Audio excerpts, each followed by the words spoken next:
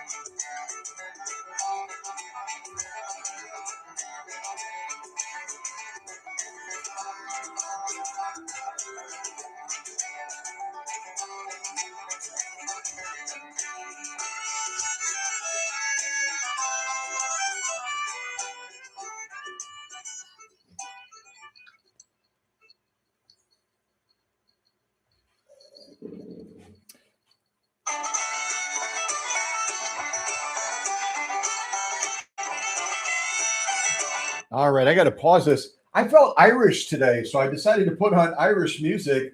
Irish music has little or nothing to do with this unboxing and what's inside. And I'm going to ask Leonore from Florida, who happens to be in the live chat today. It's always wonderful to have an owner of the sewing machine present.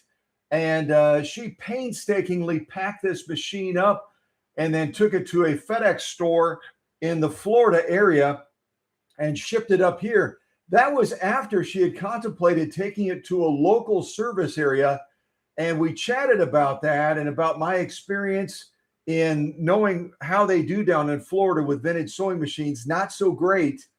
And so she went to the extra effort of sending the machine all the way to Kentucky versus going locally. It's sometimes easier, it feels easier to go local, and then all of a sudden you get the machine back, as so many of my customers have, and it's worse off.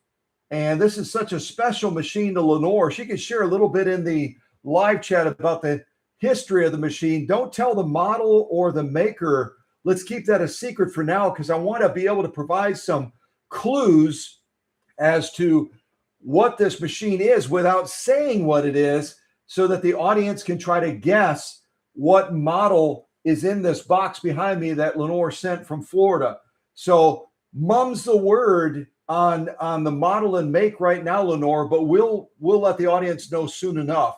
But if you want to share a little bit about the history without talking about what model it is, that would be fabulous. So let me do a few more things to get ready, and then we're going to get unboxing this very special treasure from the Sunshine State down in Florida. Okay? All right, so hang in there. We'll get started in a little bit.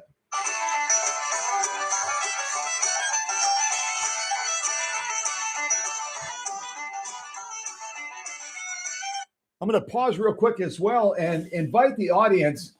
I know it's an extra step, but it looks like we've got a really good size audience for an unboxing. Everyone's curious what this machine might be that Lenore sent from the sunny state of Florida. But take a moment and click like if you would. Looks like we've got a big audience and we only have a small number of likes so far. I should say small, almost 400 likes, but we could do better than that, can't we? So take a second, set down your coffee, put your bagel to the side, and click like. Click like. Ha ha! Do it. Come on. Ha ha.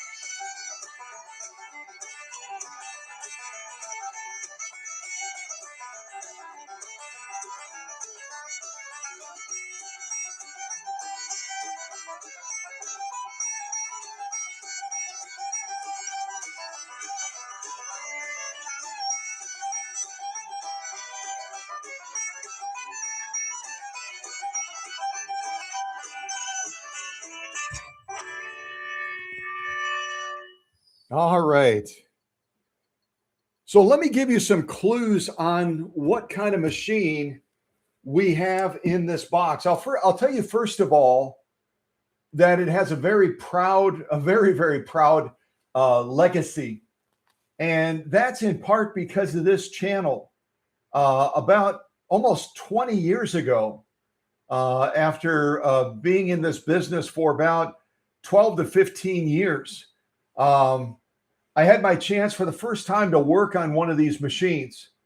And after I did some research and some due diligence on this particular model, I learned a few things about it. Number one, it was one of the finest straight stitch machines that the Singer Sewing Machine Company ever made. I learned that it was introduced in 1935 and that it took the place of a legacy machine that everyone around the world has heard of, and that is the Class 66 model. that has a lot of subclasses. So there's some really good clues. The other thing I'll tell you is that this machine was used for a very unique purpose in helping a particular automobile industry manufacturer make part of their vehicle. It was used in that industry from around 1948 to 1952, giving you a lot of great clues. The other thing I'll tell you is that when this model was introduced in 1935, this company, Singer, actually gave it as a gift to the princess, then soon to become the queen, Princess Elizabeth, in the United Kingdom.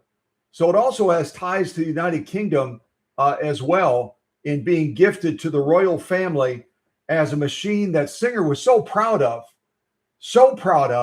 that they felt that the royal family would treasure this particular machine, and they did.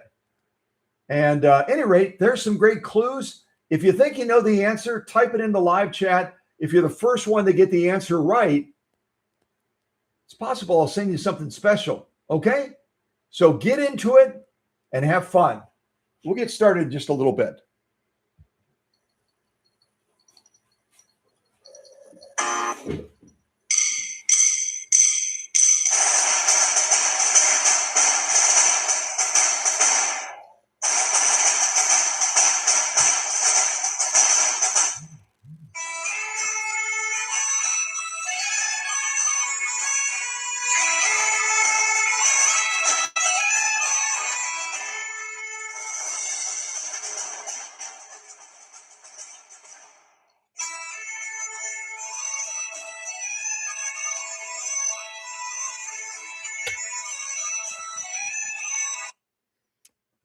Hey, I'm going to interrupt because I was looking at the live chat a little bit. Mindy is not new to the family. She's been part of the family for a long time. Mindy Barfield, I believe, from the great state of Vermont. So welcome back, Mindy. And I'm going to go down the list real quick and just say good morning to everybody that's in the live chat. It looks like we've got... let's see here. I'm going to go down the live chat real quick. I've got this fruit fly that just won't leave me alone. I'm going to see if I can catch him real quick. And now he knows I'm after him. Ha ha! I think I got him. Might have got him, but hopefully I didn't disconnect us at the same time.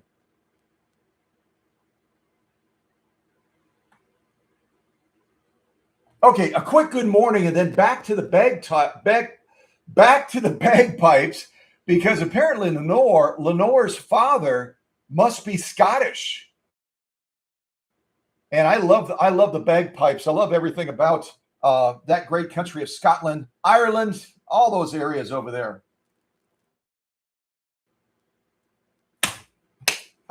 Almost caught the fruit fly. So good morning to Susie. Susie was first in the classroom today. Lenore was right behind from Florida. Great to have her as well, the owner of the machine that we're going to be unboxing. And good morning to Jenny out in the great state of Ohio. And I hope your husband continues to do well after his procedure and is on the mend. It's never fun having surgery. And I know that Jenny and her family have been through a lot. So our thoughts and prayers with them as well. Good morning to Miss Teresa out in Thorpe, Wisconsin, neck of the woods. And to Tim as well. Great to have Tim here. And good morning to, who else do we have? Good morning to Mindy. Mindy Barfield as well. Out in, I believe, the great state of Vermont, unless I'm turned around. I think I'm right. Let's see here. I'm continuing to scroll, see if there's anybody else I missed. And it looks like I found everyone in the live chat. We've got a big, robust audience today for this unboxing of this machine from the sunny state of Florida. And I gave you some real good clues. I also saw some really good guesses as well. And I'll tell you in a little bit what the machine is as I continue to catch this fruit fly. Does anyone else have fruit flies in their house right now? They are the most annoying creature that God ever made. They truly are. It's horribly annoying, horribly annoying. And a special thanks to the audience as well. We had around 400 or so likes. A number of you clicked the button. We still have room for more people to click the button. I'm going to put on some more Scottish music for Lenore's dad. And I want all of you that haven't clicked like yet to take a second and click like, would you? Okay? Thanks a lot. More Scottish music.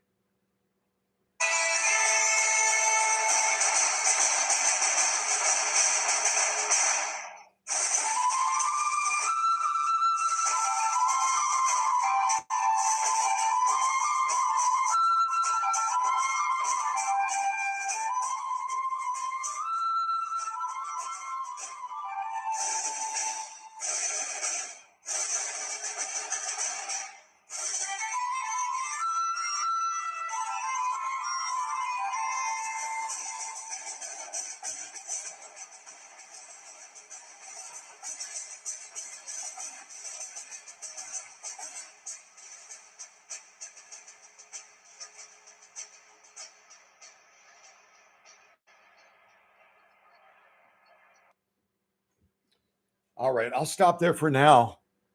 And if some of you don't know it, and you love Scotland, and you love the Celtic things and all that, Singer had one of the biggest sewing machine plants ever in Scotland for many, many, many, many generations. And they made a number of great machines over there, as you know.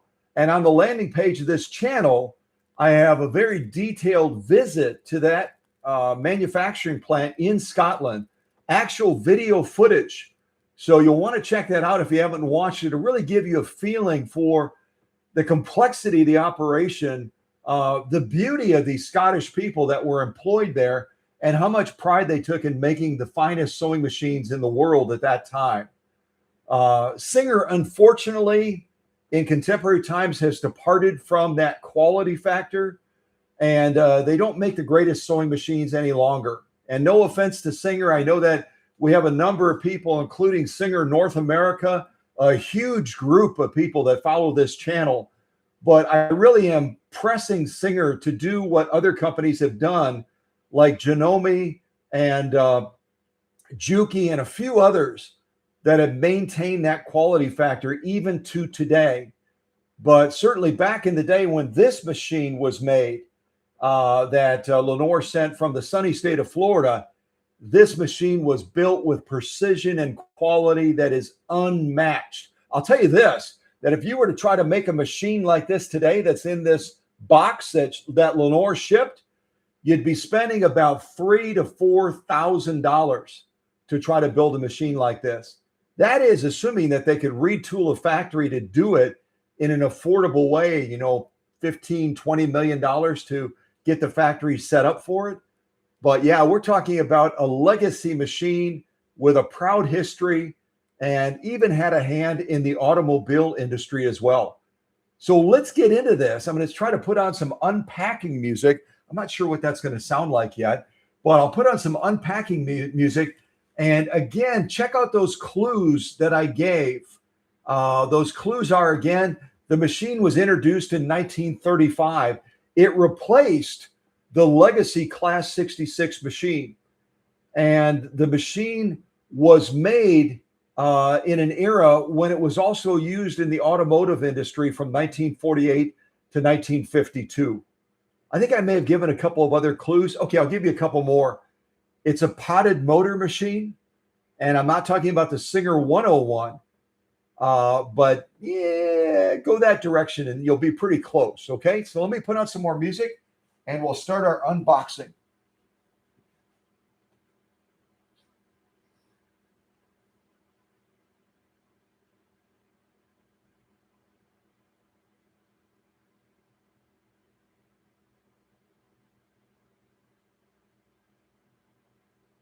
Looking for some good unboxing music.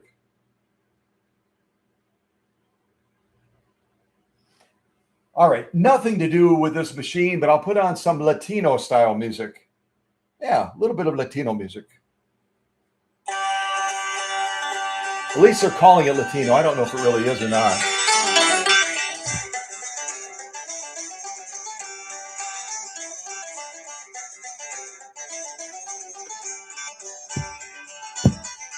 I finally got him. Not to be gross and weird, but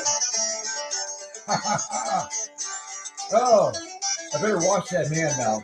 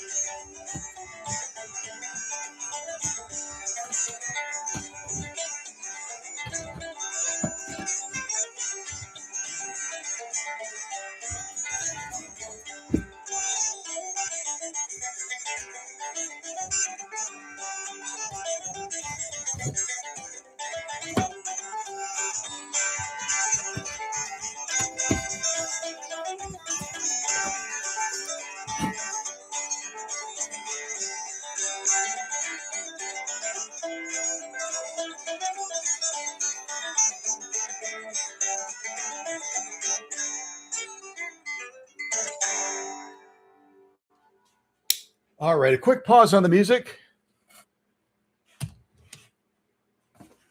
So you can see right now as we start the unboxing, I've got the box open and we've got some bubble wrap on top. There's nothing wrong with having a little bit of extra padding on top of the machine because that's probably where that machine is going to take the hit the most. They're going to be stacking boxes on top of this box. They're going to be pressing down on it as they're moving it from dock to dock and truck to truck and all that. But bubble wrap usually is best served if it's attached to the machine. And it looks like Leonore did a really good job of trying to follow our method of cocooning the machine. So I'm going to get another container. I'm going to try to get some of these peanuts out of here. And then we're going to get this machine out and we will unveil this machine the rest of the way. Okay. And again, some really good guesses on the model. I think a couple of you nailed it. We'll find out soon enough. Okay.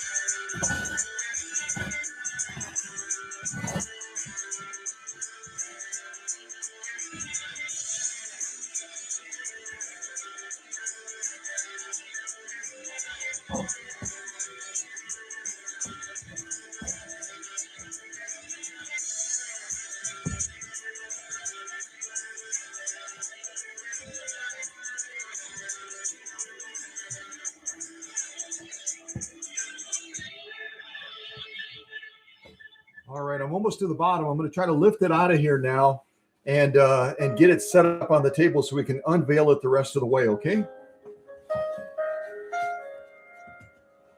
And it looks like there's a bath towel or something like that underneath it for extra padding. Hopefully that was enough.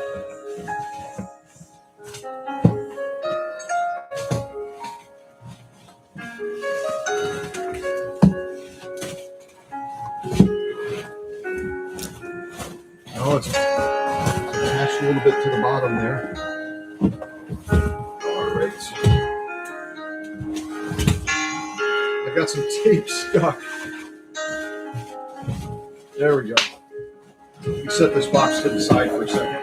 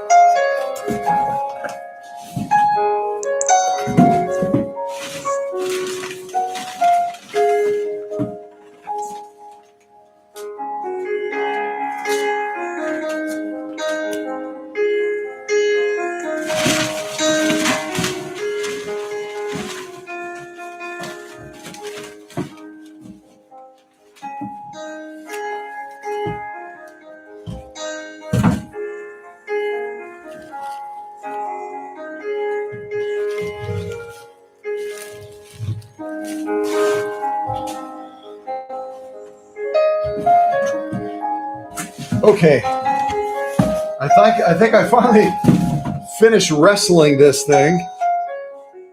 Some of the tape. Let me just stop this for a second. Beautiful music. Some of the tape was stuck to the bottom of the box, and then there was a towel as well that Leonore had stuck kind of underneath the machine as some padding for the machine. Not a bad idea at all with the towel, but on a machine like this that has the pedestal feet, you always want to build it up a little bit more than that if you can to get it away from the bottom of the box, because inevitably as they're moving this machine around on those cement loading docks and those metal bed trucks, they're very likely to kind of toss it a little bit. And while the towel will afford some protection, it's not going to provide enough cushion. So if you're sending a machine like this to the workshop, go ahead and bubble wrap the bottom as well, like I've shown in some of my videos, and it'll afford a little bit more protection. But a great job so far, Leonore. There's another fruit fly. I think it's the fruit fly's uncle that I just got rid of. But a great job so far. Let's get into this, and hopefully the machine arrived with no damage, okay? Yep, I found it. I found it in the bottom. That's kind of what I was looking for. Yeah, thank you for that, Leonore. Leonore has a very efficiently put in a return label so I can send it back to her in Florida. And I did find that label, so I've got it safely tucked away. And I'll make sure that we use that label when it's sent back. We have a local shipping location in Middlesboro that we use, and they specialize in FedEx. So that'll be perfect. So great planning, great thinking. So let me put out a little bit more unboxing music, and we will unveil what this model is. And I think if anyone guessed the model in the live chat, let's see who got it first, and maybe I can send them something special. Okay. All right. So a little bit more. This is kind of almost sleeping music instead of unboxing music, but it's pretty piano music.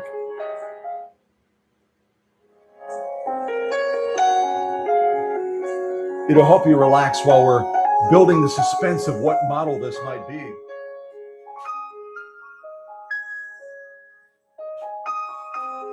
I should also point out, I've got some other machines that are in the lineup now that are going to be worked on next and presented in one of the next upcoming live streams or videos. It's a machine from Georgia. The family actually drove up from Georgia. It's pretty good distance to drive from Georgia to Kentucky, but they didn't want to, kind of like Leonore, they didn't want to go with a local business and hope that everything turned out okay. They wanted to load up this machine, which most of you recognize. You can type it in the live chat if you know what model this is. And I have coined it now as the King of Singers. We already have a Queen of Singers, and that's the 222K, the free arm featherweight that was made in Kilbowie, Scotland. And I coined this machine as the King of Singers because it really is one of the most extraordinary singer sewing machines ever made, with all of the built-in cam functions, and the mechanical engineering is just brilliance, absolute brilliance. So if you know this model, this is a machine that has a Georgia accent, not like the country of Georgia, but the state of Georgia. And soon that family will come back after I get done with this machine. And then they have another machine, a rotary machine that they brought up all the way in a table that I'll also eventually be presenting on this channel as well. So yeah, but if you know this machine, type it in the live chat.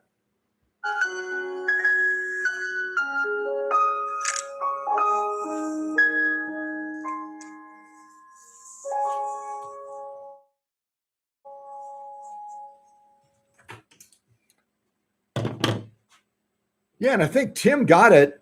This is from the 401 series. It's a 401A, which means instead of it being made like the original 401s in Elizabethport, New Jersey, this 401A was made at the new plant that was opened in Anderson, South Carolina.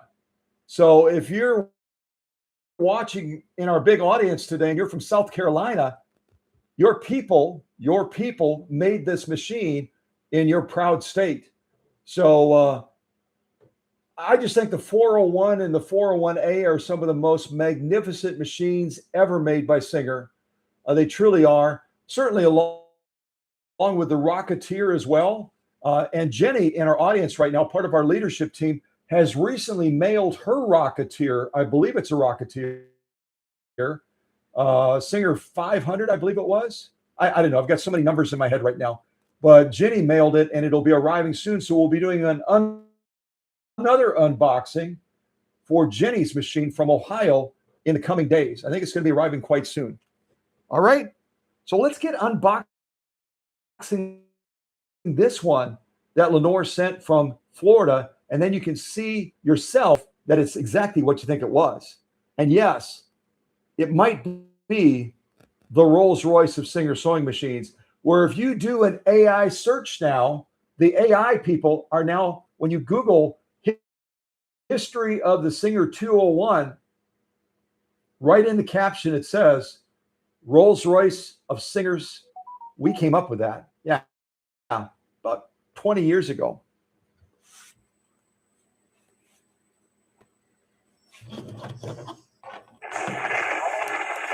Oh, I'm not going to do this one. Yeah, that one's boring. Let's put on something else. Here we go.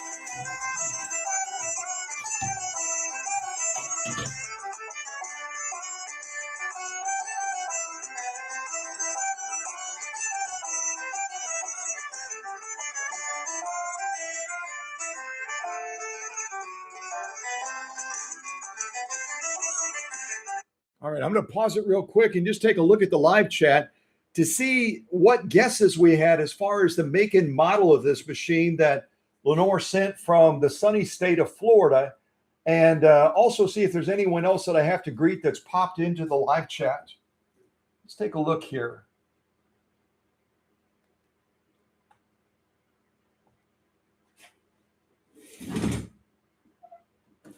All right, bear with me for a second as I kind of go through the live chat and just see who else we have joining. It looks like Leland, one of our recent adds to the leadership team, is also with us today.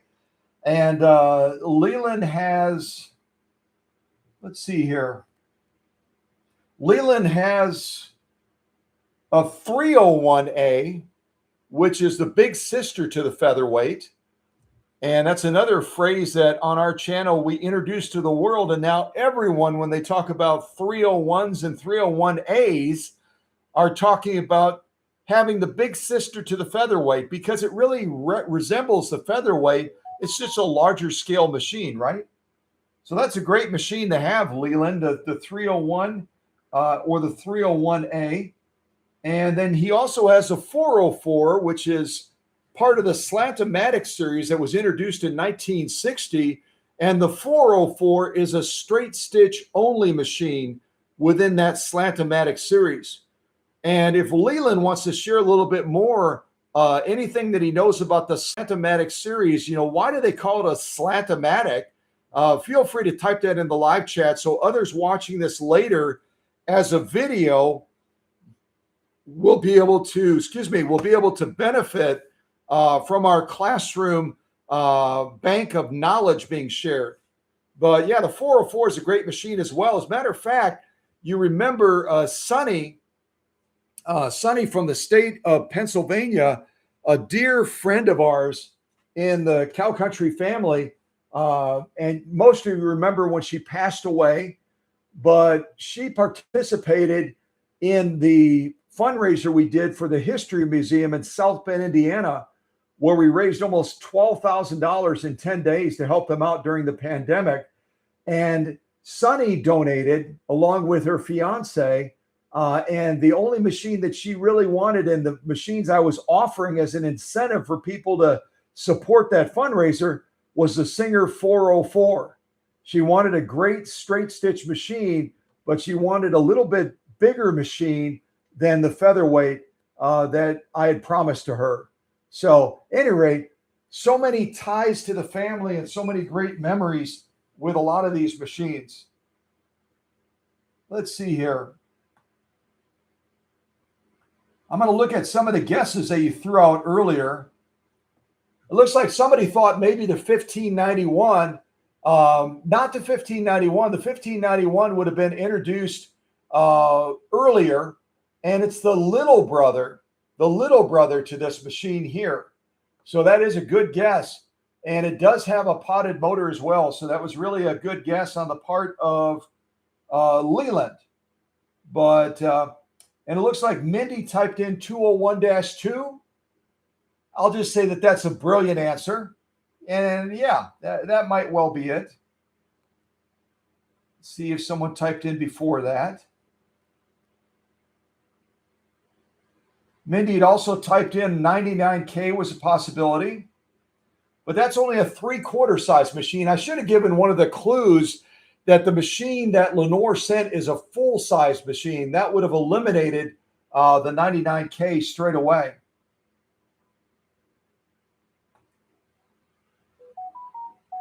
And looks like Tim had typed earlier a possibility of the, actually way earlier on. My Susie typed in 201-2 as well. No, I'm sorry. Susie typed in 201-1. 201-1. And that actually is one of the 201 series machines. If some of you don't know this, there were a number of subclasses in the 201 series. There was the 201K that was introduced in the United Kingdom, and the 201-1 introduced in 1935, which was a rotary reverse treadle machine. If you didn't know that, the 201-1 that Susie typed in earlier in the live chat was actually a rotary machine that was made in the 201 class. They added reverse to it, and it was a treadle exclusive machine.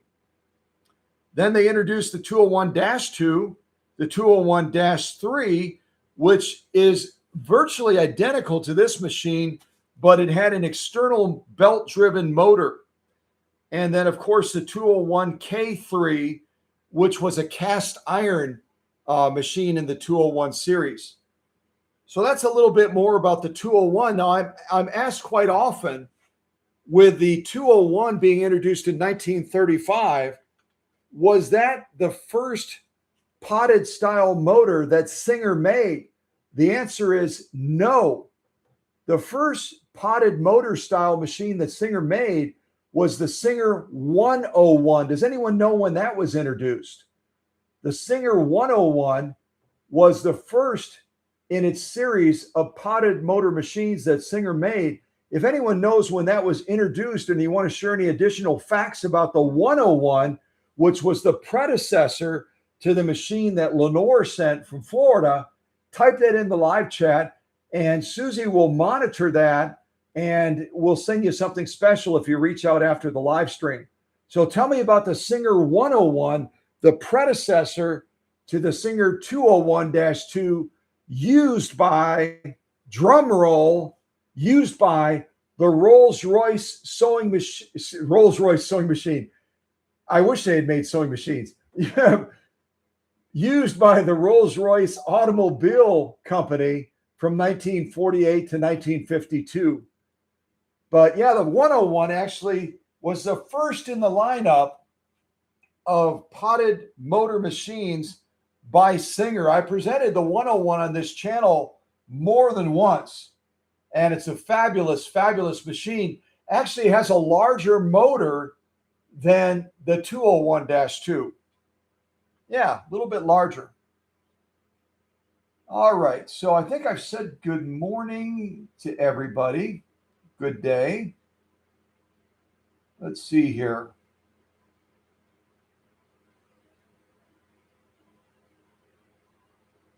And it's not a Singer free arm. That's a great guess as well, Tim. Later on, it looks like Mindy, I think Mindy was the first. I believe Mindy was the first to guess 201-2. I think she was. Susie came close with 201-1, but I believe Mindy was the first. I think she was the first to come up with the 201-2. Also, hello to Fruit Sugar Love. What a fun screen name that is. I got to look right at this person and say, Fruit Sugar Love. Yeah, that's really a cool screen name. I don't know who that is, but welcome. Welcome to Fruit Sugar Love. Who else do we have? Anybody else that I missed saying hello to? I'm scrolling down just to see if I've greeted everybody that's in the live chat. We also have Trip Slaughter 5101. Trip Slaughter 5101. Trip Slaughter 5101. That's a new name as well. I haven't seen that one before in the live chat. So welcome to Trip Slaughter 5101, who happens to love Western Germany sewing machines, particularly the Pfoff sewing machine made in Kaiserslautern, Germany. And I love Fofs as well. We've got a lot of videos and live streams that we've done on the Fofs sewing machine. I don't have any coming up quite yet, but who knows? I might get them coming in. So welcome to our friend Trip Slaughter 5101. Welcome to Jim as well. Great to have Jim back with us. And Jim has recently, I believe, started a quilting class. And Jim can share a little bit more. It looks like he just finished his first quilt. So Jim, feel free to share more about your quilting class and what you learned and what you're planning to do with that knowledge. Let's see if there's anybody else I missed.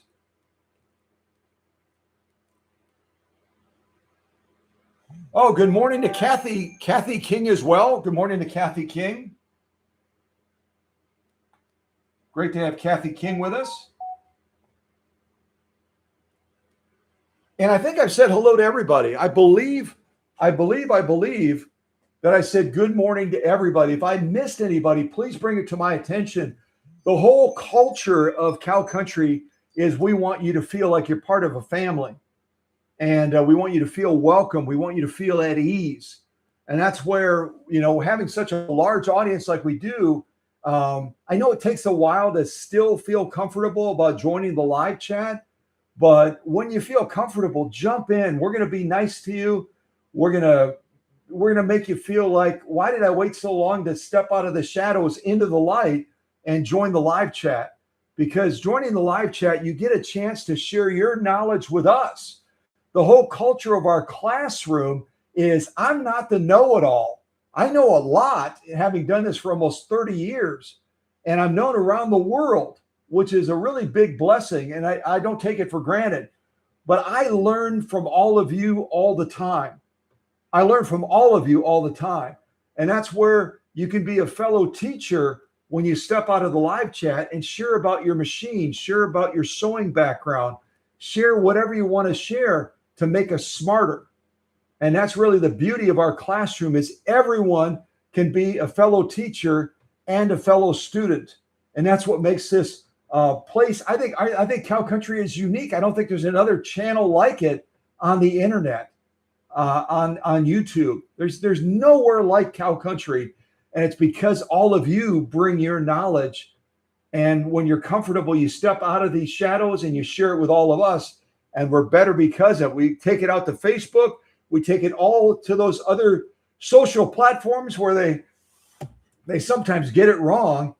And we make them smarter because of our classroom setting.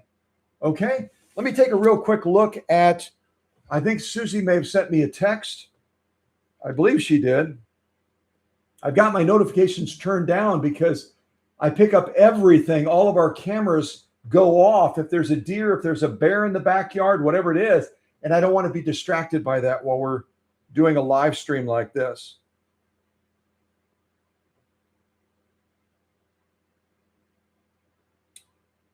And Susie says YouTube has, let's see here, has my lips not matching or syncing with the sound of my voice. That sounds like a Spectrum issue. That would be a streaming issue. And Spectrum must be having an issue where if I'm talking right now and my words are coming out later than you're seeing them on my face, that means that Spectrum is probably having a glitch right now. Hopefully it doesn't cause us to lose our live stream, which sometimes it has. But after the live stream, Susie has become besties with the people at Spectrum in kind of a dark way. She doesn't like them very much. They create a lot of issues for us locally, and they're really almost the only show in town. AT&T is here, but Spectrum offers the most for the money when it's working. So hopefully they get their act together and they resolve the upload, which is what we use for live streaming, and they get my lips matching what I'm saying, because that's distracting otherwise, isn't it? Kind of like a silent movie. But it's good to know that at least, but I can't control that. It's not really a YouTube issue. It's an upload issue because of Spectrum having some sort of a delay or a glitch. And they shouldn't be that busy on a Tuesday. I don't think they should be. So it shouldn't be the bandwidth issue or anything like that, but who knows? But thanks for letting me know, Susie. Can't do anything about it. We'll just muddle through it and reach out to Spectrum again and let them know that they're dropping the ball a little bit. Yeah. So the answer to the 101 question is the Singer 101 was first introduced in 1920.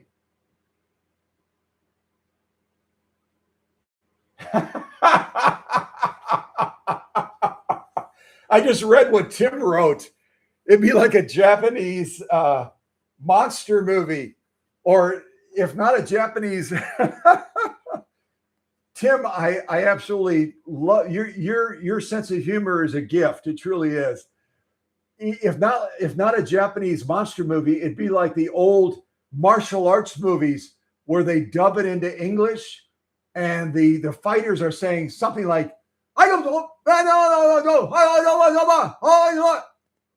and their lips are still moving and words are coming out in weird ways. But yeah, if you've ever watched any of the old martial arts movies that were made in China and that's exactly the same thing. It's exactly the same thing. But back to the 101, that was the predecessor of this machine over here. The 101 was introduced in 1920. And it was only produced for about 5 years.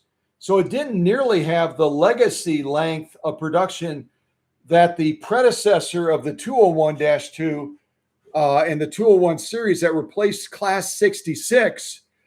The 101 was only made for 5 years, from 1920 to 1925. But it was the first potted machine that Singer came out with. The first potted machine that Singer came out with. There were other manufacturers also experimenting with potted motors as a direct drive system. And that's really the benefit of the potted motor, is you've got that direct power from the motor to the balance wheel and driving all of that power down the main shaft. So you don't have a belt to contend with. You don't have that slippage factor. You've got that direct drive, that direct power. And the 101 really started it for Singer in 1920. And they made different varieties. I'll just share this with you real quick. And if someone wants to note it in the live chat as a record, you can do that. So again, the 101, the predecessor to the 201-2 that had a potted motor, was the 101-1 that was made from 1920 to 1925. And it was designed to be in a table. The 101 series does not sit flat, pretty much like the 1591. You need to have, if you have a Singer 101, any of the subclasses, you're going to have it mounted in a table or in a base, because it's got a beveled bottom and it will tip over if you try to set it on a table. But the 101-1, again, the predecessor to the machine that Leonore sent from Florida, was introduced in 1920 with the 101-1 series. Then came the 101-2 that was made a little bit longer, from 1922 to 1926. And that was a rotary hook model of the 101. It was a potted design as well. It had automatic lubrication. And that was really a key feature of the 101 that was introduced in 1920, is it had a spider wicking system. If you can imagine all the different key lubrication points on the machine, in the bottom, it had a large spider matrix of lubrication feelers that were felt, that would reach out to all the key lubrication points. You would add oil to the bottom, and then it would wick out and lubricate the entire machine. At least in theory, it would do that. And I showed that on one of the live streams where I presented a Singer 101, that spider design that they came up with to wick the different parts of the machine but there's certain key points on the machine that they still missed. And I demonstrated that in the live stream that I did on that machine if you want to check it out. But the automatic lubrication was a big deal for Singer because they already were thinking, even back in the 1920s, that the end user did not want to be troubled with having to maintain the machine excessively. They wanted to make it as self-maintenance serving as possible. And so they came up with that auto lubrication system that was exclusive to the Singer 101 model. So that was the 101-2 that was made until 1926. Then they came out with a 101-3 that was made from 1925 to 1930. It also was a rotary hook system, potted motor, automatic lubrication, but they added a knee controller to it. And it was typically in cabinet number 40. That would be a Singer exclusive cabinet. So you remember we did that fundraiser for the South Bend, Indiana cabinet factory, helping out the History Museum. That's where that cabinet would have likely been made. Cabinet number 40, that would be for the Singer 101-3. Now, I didn't mention it, but the earlier model, the Singer 101-2, made from 1922 to 1926, would have been in a cabinet number 20. So cabinet number 20 for the 101-2, cabinet number 40 for the Singer 101-3, and then there was also a Singer 101-4 that would have come out from 1929 until 1937. So the Singer 101-4 was made from 1929 to 1937. It would have also been a rotary hook machine, potted motor, but it would have had chromium plating for the first time. So they introduced the chromium plating on the Singer 101-4 as a first step towards giving the machine some eye candy, making it a pretty looking machine, making it a shiny machine right around 1929. And that machine also would have been set up as a knee-controlled machine in a table. And that would have also been in cabinet number 40 as well. Now, I'm going to say the last two rather quickly because I'm running out of wind. There was also a Singer 101-10, Singer 101-10, that would have been made from 1922 to 1926. And that was also a rotary hook potted machine. It also would have been an automatic lubrication machine. It would have been knee controlled. And it also would have been made out of aluminum. So that's a key feature of that particular 101 model. The -10, they all of a sudden decided that, you know what, we're not going to make it out of cast iron or steel any longer. We're going to make it out of aluminum. And that was the 101-10. The last one in the series that I have in my records is the 101-11. And that was made from 1925 to 1929. It was rotary hook. It was a potted motor. It was automatic lubrication. It was knee controlled. And it was also made lightweight out of aluminum instead of cast iron or metal. And that would have gone into table 204 that Singer had being made in that factory in South Bend, Indiana, that we did the fundraiser for. So that's a quick little summary of all of the 101 series machines that would have been the predecessor to this machine that Leonore sent from sunny Florida. It's important to know that, right? It's important to know what machine preceded the epic, legendary Rolls-Royce of Singer sewing machines, the 201-2, that we're going to continue unveiling that Leonore sent from Florida.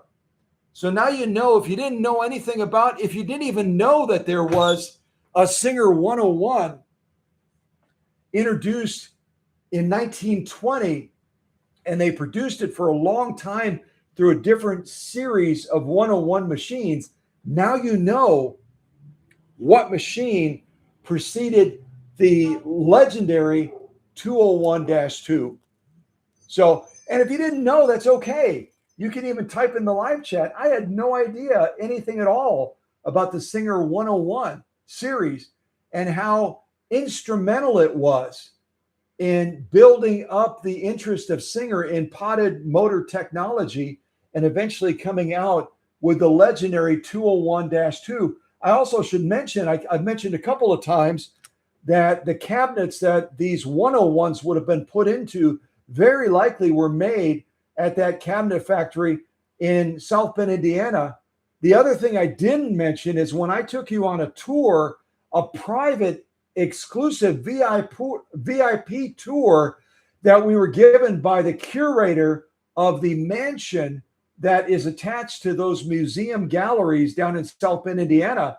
The thing I didn't mention is that when I was walking through with Skylar, the curator of that incredible mansion that you can look at on this YouTube channel, we went by the sewing room up near the servants' quarters, and this millionaire family that could have bought any sewing machine they wanted in the world, what machine do you think they bought?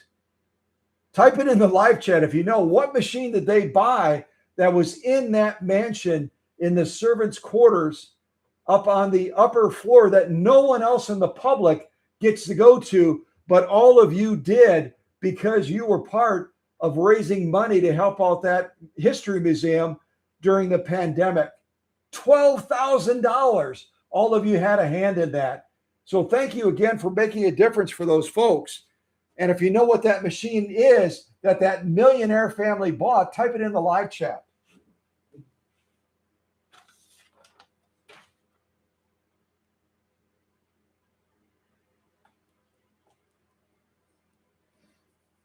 Well, I'm going to type it in. Let me see if I can get my screen to go back to normal size. I did something to my screen and now it's doing something weird. I can't type in the live chat. I screwed up my screen. It's doing something really weird right now. Oh, well. So if you didn't guess,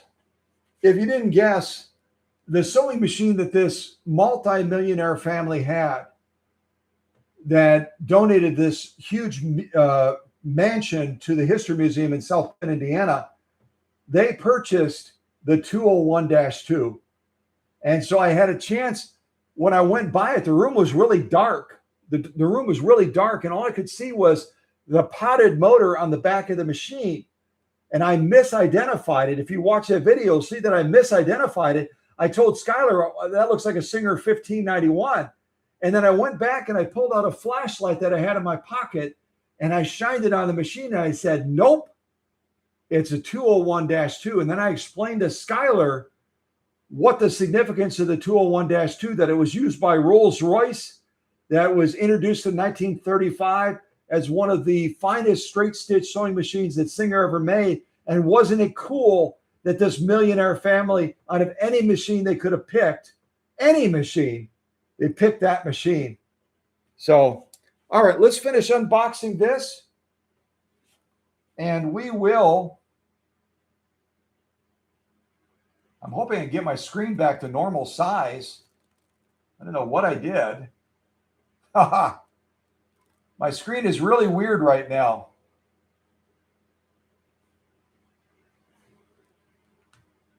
I'm hoping I can fix this. I don't know what, I did something weird to it. View, where's, I can't even end the live stream right now because I can't see the top of the screen. How weird. How weird, how weird. I clicked the wrong thing. I'm going to put on some music real quick while I'm figuring out what I did to my screen. I expanded it somehow with the mouse, and now I can't see any of the controls on the screen. So this live stream could go forever if I can't end it without closing the screen, maybe. Son of a gun. All right, hold on. All right, hold on. Let me see if I can figure it out.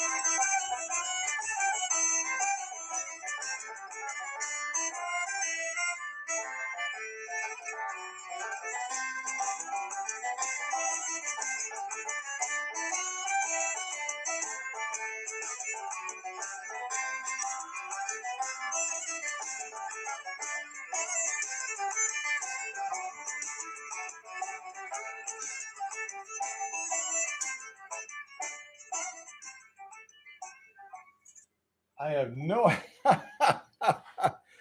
I have no idea what I did on my screen, but I'll have to figure it out. I wish you could see it right now. It's got this huge view, and normally you can just do like a right click on it to reduce the view down to a normal size again. And it is just goofier than a Dickens right now. Let me see what I can click on here.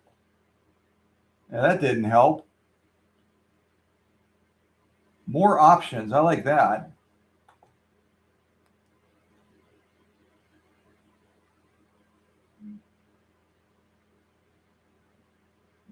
Oh, I shouldn't have clicked on the wrong thing. Doggone it. Well, I'm just going to continue, and I guess I'll just have to close out my window when the live stream is over. I can't even type in the live chat right now because my screen is just goofy.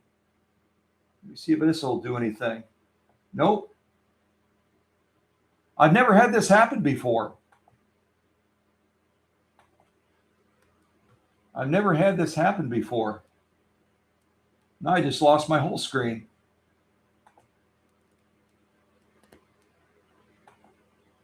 You're going to have to hire a technical advisor.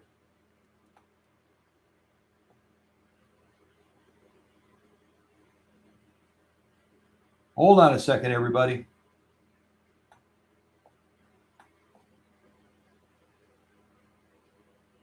I had this happen on the phone one time too. I had this happen on the phone and was able to drag it back in, but I don't have a touch screen on this.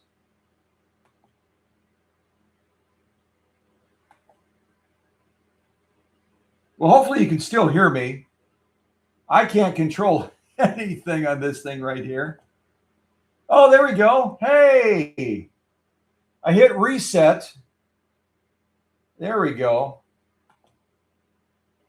All right, I'm not going to touch anything else. I'm not going to touch anything else. I don't remember where we were at. So we talked about the 101 series. Some of you have never heard of it before, which is great. I mean, the whole idea of the classroom is to learn new stuff.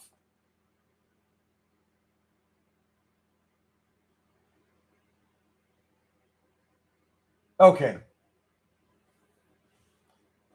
Let's continue unboxing before I goof something else up on the live stream, okay?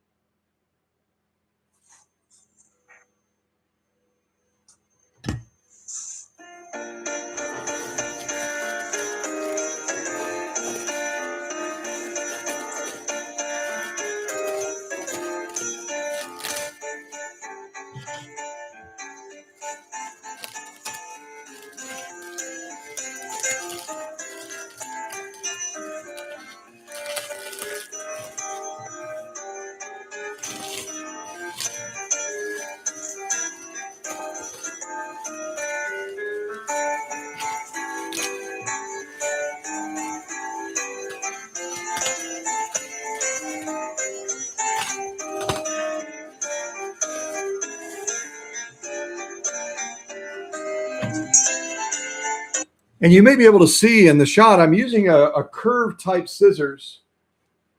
These were a gift to me from a dear friend, also from Florida, Emma. Emma hasn't been able to join us for quite some time, but Emma sent these to me so that when I'm opening things up, I can cut through the material, but the point is guarded and it's not going to poke through and scratch a machine or cause some sort of damage. So you can order these online. They're like a surgical scissors, a safety type scissors, and it's a great way to open up anything so you're less likely to damage it. So yeah, check them out and see if you can get a set for yourself.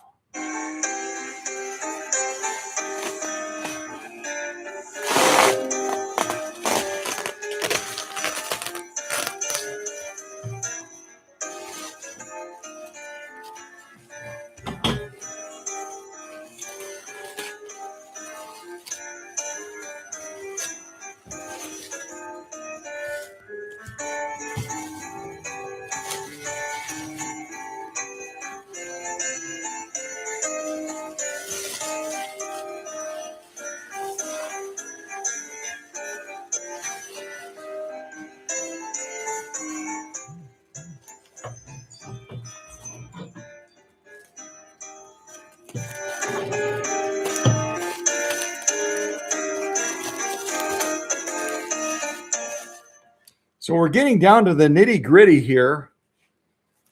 And you can see the outline of the machine very clearly now. It's a lovely, lovely machine. And I know that Lenore shared a little bit more in the live chat about her memories of this machine and her mom and everything else. And eventually, when this machine is finalized and we present this machine that we're unboxing today on this channel, and run it through the paces, run it through all the sewing Olympic things that we do, you'll be able to see this machine really, really demonstrate why the 201 and particularly the 201-2 is just such a coveted machine. You know, kind of like the millionaire family that could have bought any sewing machine they wanted, and they ended up buying this identical make and model. It's the same reason that out of any sewing machine that Rolls-Royce automobile company could have used to sew the interior leather panels of their cars, you know, luxury cars, they picked the 201-2 to do it with. So really quite a proud history with this machine, quite a proud history. Plus it has royal ties as well, doesn't it? With at the time, Princess Elizabeth, soon to become Queen Elizabeth, got this identical machine gifted to her by the Singer Sewing Machine Company. Yeah. Notice I'm kind of pulling it away from the machine, so even with these safety scissors, I don't accidentally catch anything. All right, let me put out a little bit more music and we'll continue the unpacking.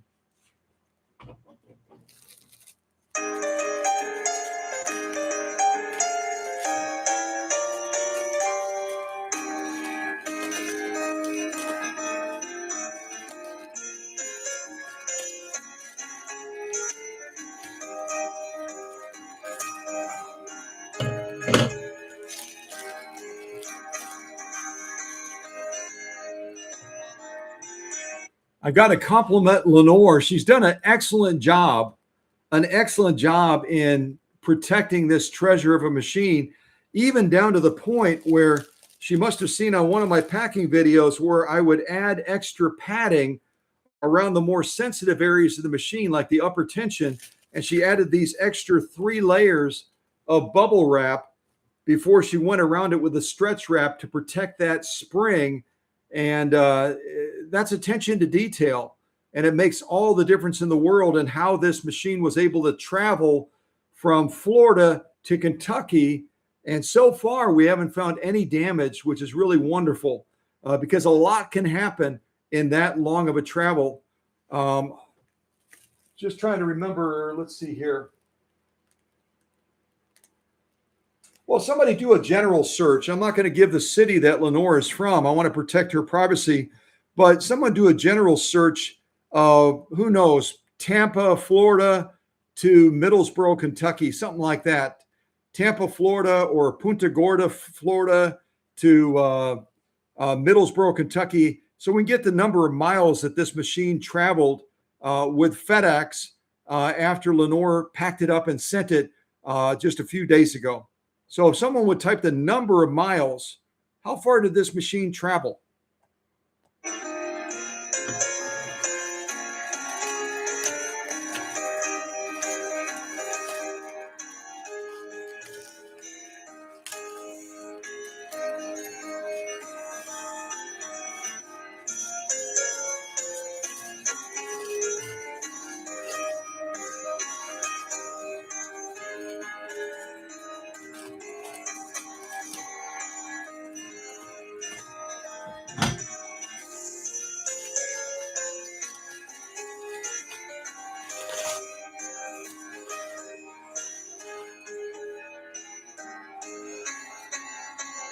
Oh, this is interesting.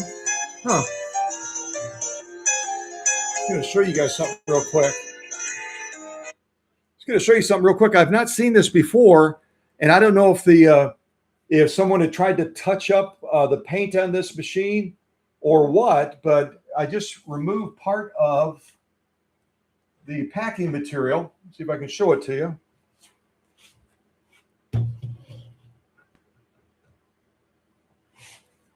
And you'll see on the packing material there is black paint.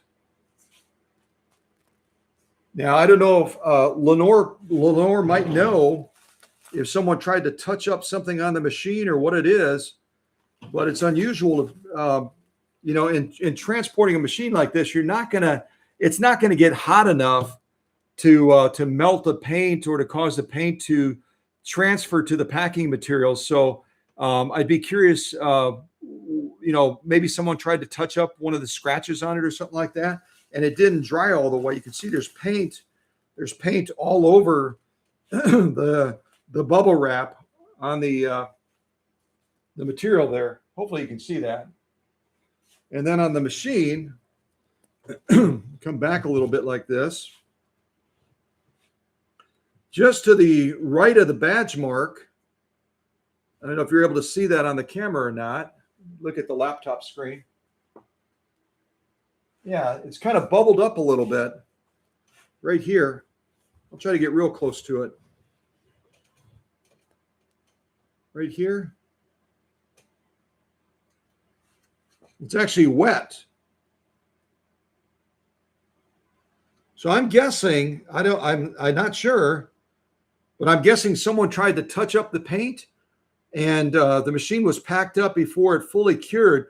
Paint, if you don't know it, paint takes as long as 6 months to fully cure. They'll tell you about the, on the can, it'll tell you, safe to touch, blah, blah, blah, and that sort of thing.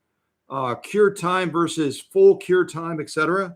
But it looks like someone tried to touch the machine up a little bit with paint, and it actually bled over onto the badge mark as well, right here. So I will see if I can clean this up. And yeah, look at me, Mom, look at me, look at me, look at me. Yeah. So at any rate, yeah, we've got wet paint on the machine, which I can say honestly, in the unboxings that I've done in recent years, I've never had that happen before. So, okay. Now I've got to clean my fingers off. Hold on a second. I'll put on some finger cleaning music. Just hold on a second.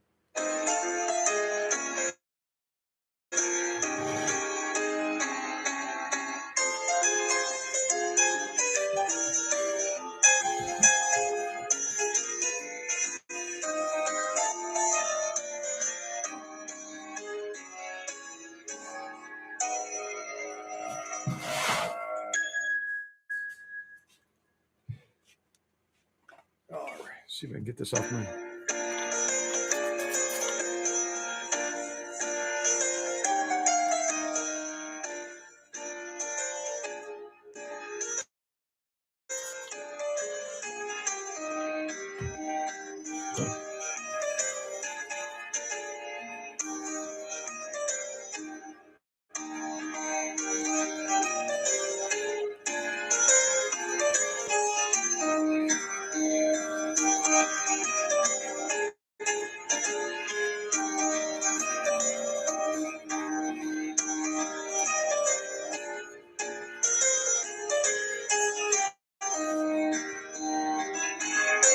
Okay, I got most of the paint off.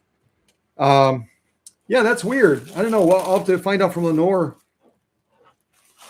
about it. Maybe someone tried to touch it up or something like that. But you can see it's it's pretty heavy on the packing material. Yeah, there's so many paints that you can get over the counter now. There's I mean, there's latex paints, there's enamel paints, and using the right paint on a sewing machine is so essential. That's where I get requests from around the world to restore machines and to paint them, because the results I get with the paints has really been quite astounding over the years. Really taking them from from ashes to treasures, from junk to something that's priceless. You remember that one machine that I got from Illinois that was covered in mold, and by the time I got done with it and shipped it back to that customer, it looked like it had literally just come out of the factory, brand new. So painting is really quite a skill and it's quite a trade. And unfortunately, now in Kentucky, I don't have the access and the resources and the facilities to continue doing that. I've turned down a number of full restore jobs from people that wanted their machines brought back to original beauty. I can do it mechanically, I can do it electrically, and everything else. But the painting, I'm not doing any longer, unfortunately. But on this one, I should be able to get that finish back the way it should be, so that it's not, it's not looking kind of rough. Let's see here.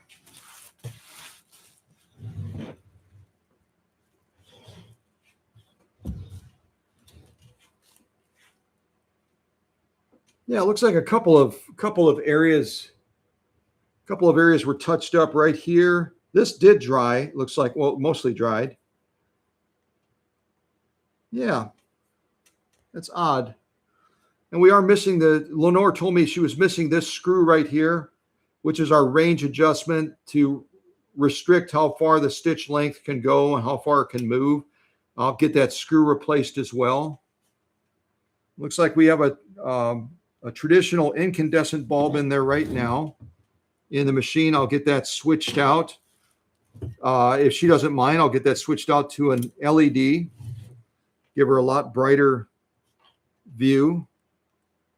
Slide plate is good. I'm going to take this painter's tape off of the bed. And again, whenever you're shipping a machine,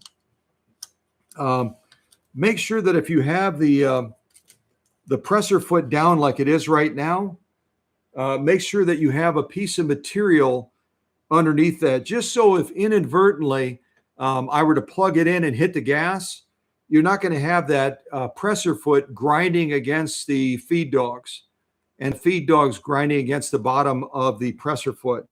So always grab a little piece of whatever you want to put. I'm just going to grab something right now, a little piece of denim maybe. And I'll just slide it underneath that presser foot. That way we know that the feed dogs and the presser foot are going to be protected. Yeah. So right now I'm trying to turn the balance wheel, and Lenore may have told me about this already. But I'm trying to turn the balance wheel right now, and it won't turn. The machine is jammed. Machine is jammed up. Let's see if I can get this bobbin out.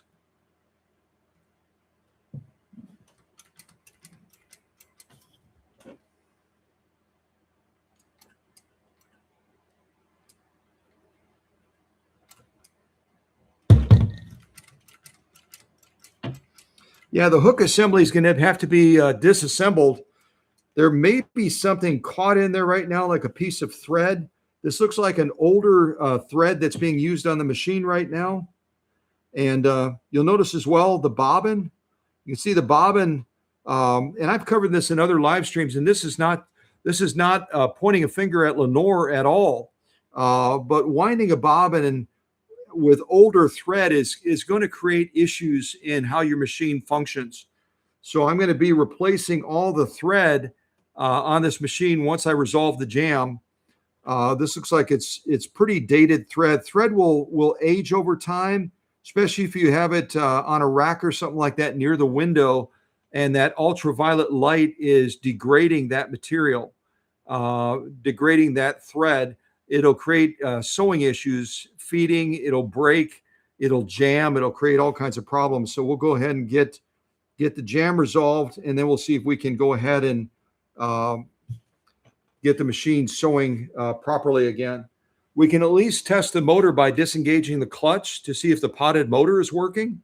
I talked to so many people over the phone about similar machines. There may be an issue with the motor, and Lenore may have told me that, but I'll see if I can at least fire up the motor. And actually, we're getting a jam all the way. It must be on the main shaft. Let me see. We've got a spool pin here. On the 201 series machines, the spool pin slides in exactly where it is, but it can be pushed down too far so that it's actually jamming the main shaft. Let me see.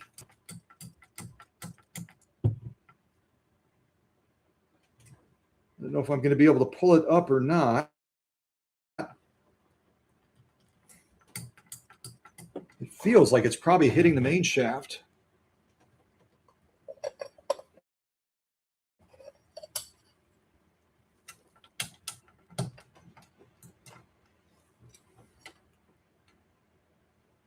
I can feel it in there.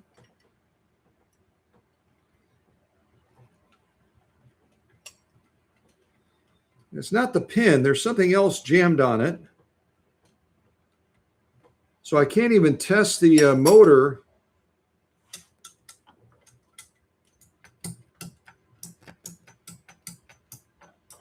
I'm going to take off the end of the machine real quick and just check to see if there's something inside of the motor area. You can see this thread here. I don't know much about the signature series thread. It's a cotton covered polyester thread. If anyone knows anything about the signature all-purpose thread made in the USA, this looks a little bit dated to me, but maybe you'll be able to type a little something in the live chat about the signature thread series all-purpose thread stuff made in the USA.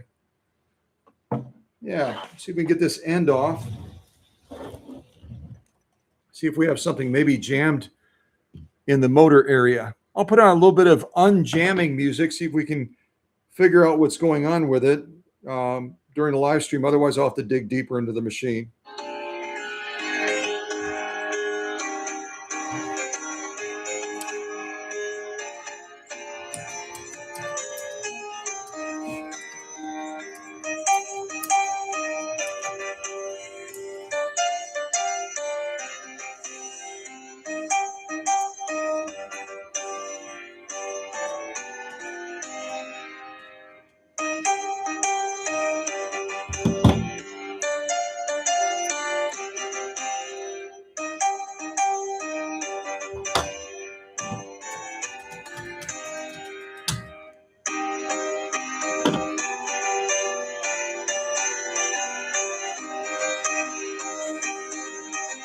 That's really, I'm not sure if somebody used like a 3-in-1 oil or something like that, but this is really, really badly, very badly encrusted with old oil. It looks like it's gotten hot. It looks like it's gotten hot as well. And it may have gotten damaged in the process.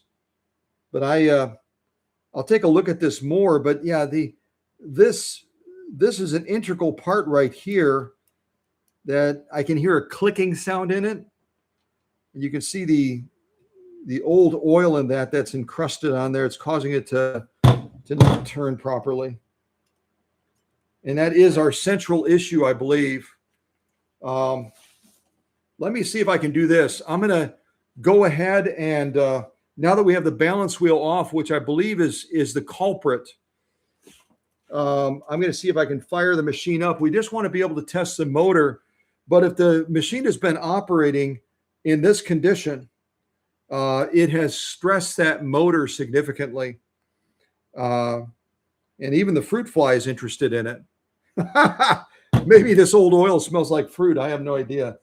But let me put on a little bit more music. I'm going to see if we can get this machine fired up. I'll finish unpacking the power cord and the presser foot, which is what I assume this is. And we'll go ahead and take a closer look, okay?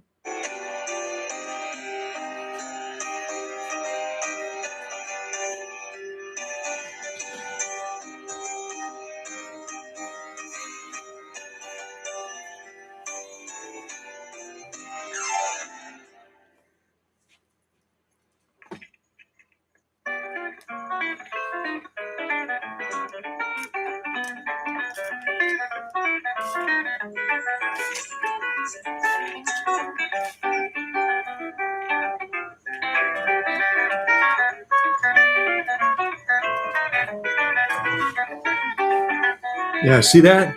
This is the wrong kind of oil. Wrong kind of oil that somebody put on it.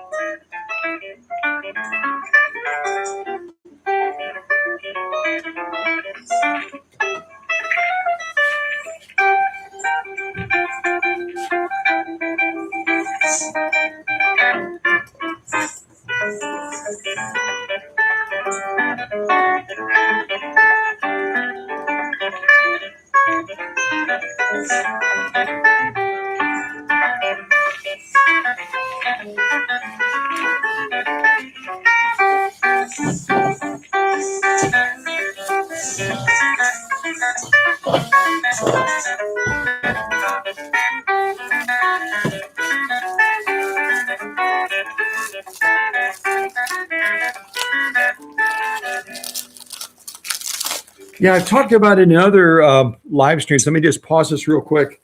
You got to be real careful with your sewing machines in what kind of lubricants you use on them. The best lubricant to use on your sewing machine is a combination of kerosene, K1 kerosene, not K2 kerosene, and some crystal white sewing machine oil. There's so many other products out there, and a lot of people will promote them on their YouTube channels. They'll promote WD-40, which is horrible for sewing machines. They'll promote 3-in-1 oils, which is horrible for sewing machines. They'll even use graphite type lubricants for the machine. They'll use lithium, a variety of different things like that. You've got to be real careful because a lot of that stuff will cause gumming up, as we're seeing on here, and will actually cause these Teflon. This is a Teflon material right here. Will actually cause this Teflon to soften, and then it will cause it to basically degrade. And over time, it'll cause it to, you won't be able to give any locomotion to the machine at all. It'll just, and you can see it leaves a residue. Residue like this is not good for the machine at all. So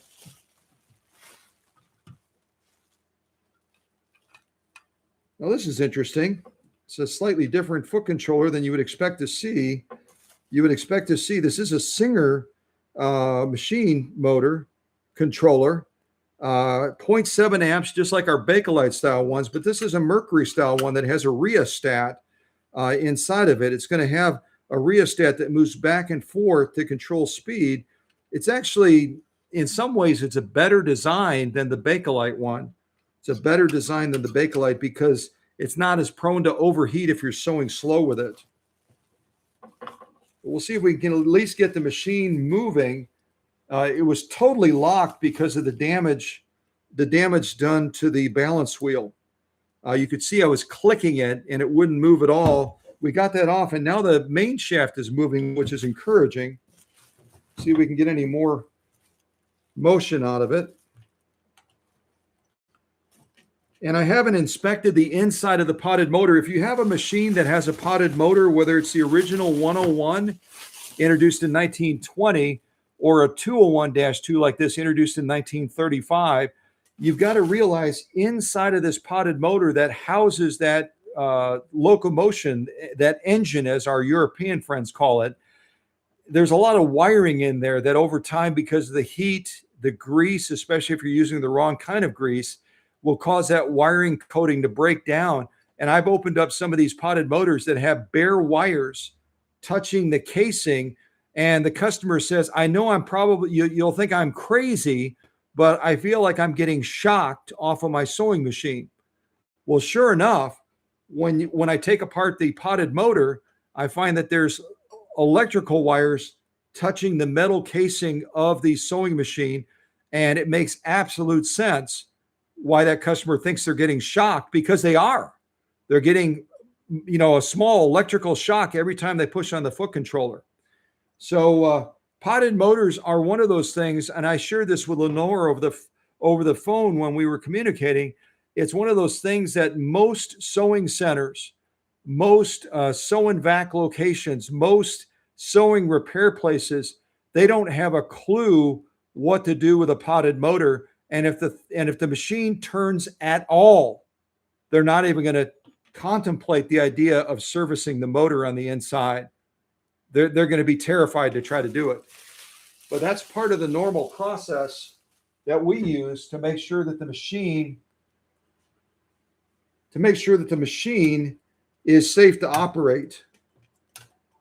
I was just checking.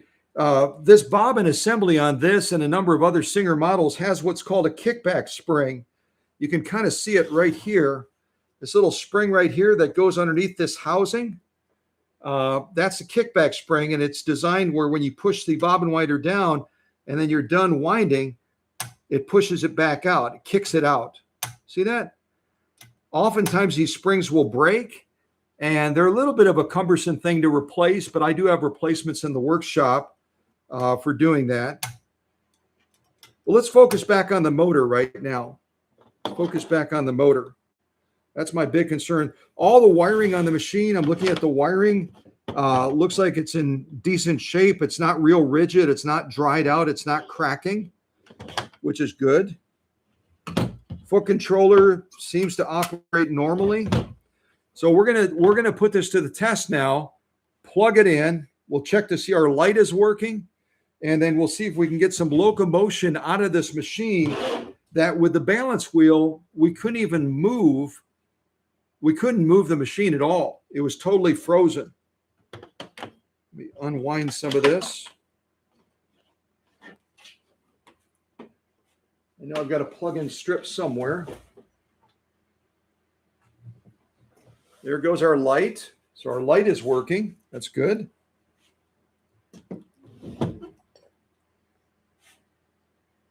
And this is our on-off switch. This is a little bit more of a complicated wiring. If you're rewiring a machine like this, you've got to realize there's a neutral set up so that the switch becomes the on-off for it, just like the featherweight. So the wiring's a little bit more tricky to contend with, but not bad. Just seeing if there's anything else that I can apply. I'm also going to add a little bit of lubricant to our hook assembly down here as well.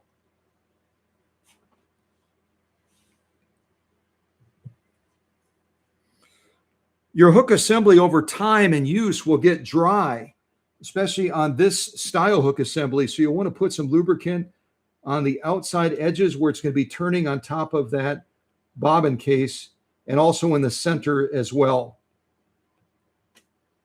And that will also help, hopefully, get us to be able to operate the machine.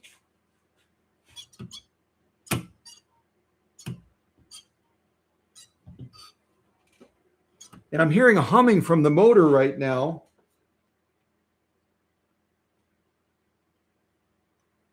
See if I can do a quick little fix on this balance wheel.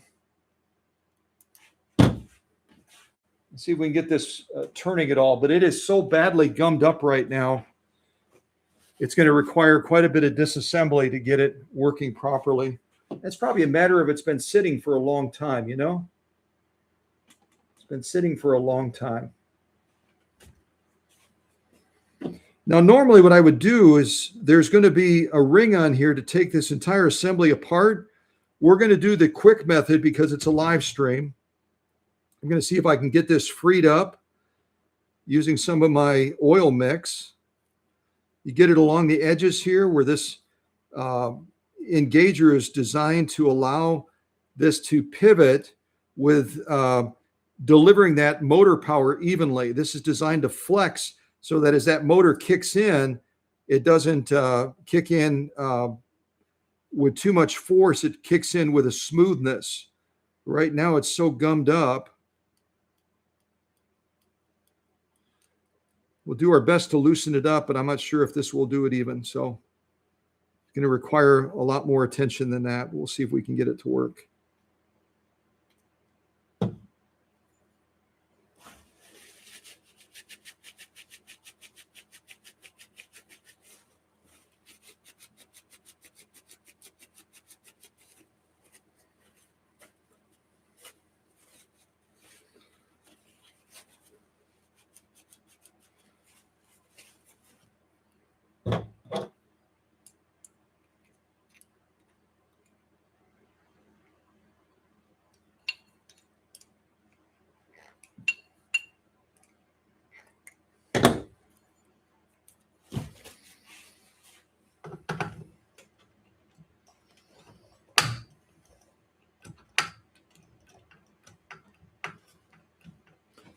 Yeah, I'm convinced at this point the jamming issue is actually on the motor side. Because I just treated the balance wheel, which seemed to be the initial culprit, and it certainly wasn't helping matters.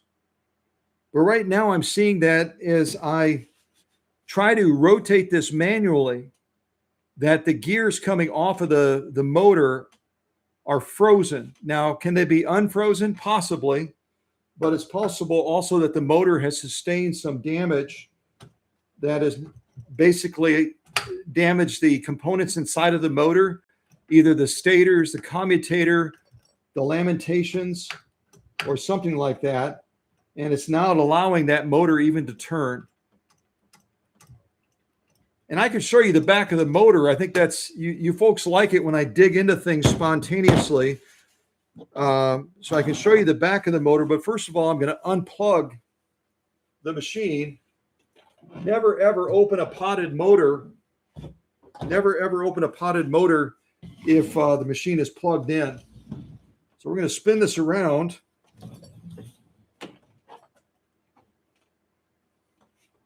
And there's essentially two screws that hold the potted cover on. Got one on the side over here next to the pillar. And you don't have to take them all the way out, just loosen them. And then one down here on the bottom. I'm going to look at my camera shot. Can you see that? Yeah. One right over here on the bottom. And this, wiggle this cover off. Just wiggle it like this. And there you can see the inside of the potted motor right there. Because yep, it's frozen. It's totally locked up. I'm able to turn it manually now a little bit. We're going to go a little bit deeper. I hope all you don't mind this. I think it's a good lesson. We go just a little bit deeper, see what we have happening inside. So when you go to take this part of the motor apart, so you can take the casing off and inspect the electrical, you're going to loosen, or you're going to have to remove this screw here and also remove the screw on the bottom, and then it's going to slide past the stator and the stack lamentations on there. Let's see if we can get that off and take a look in there. But it's definitely had it's gotten very, very hot. I can smell that. It's gotten extremely hot. Let me grab one of my trays.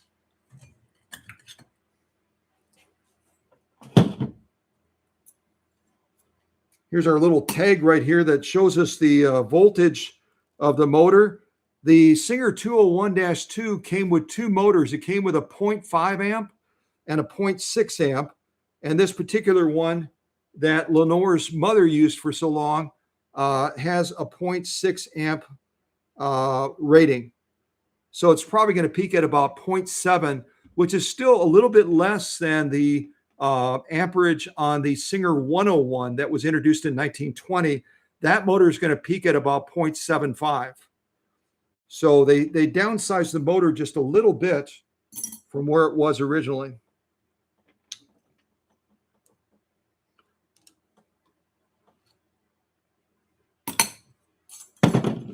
Now what you're going to do is you're going to take it at the top and the bottom like this and very, very gently wiggle it like this, and don't pull it up or down, pull it straight out.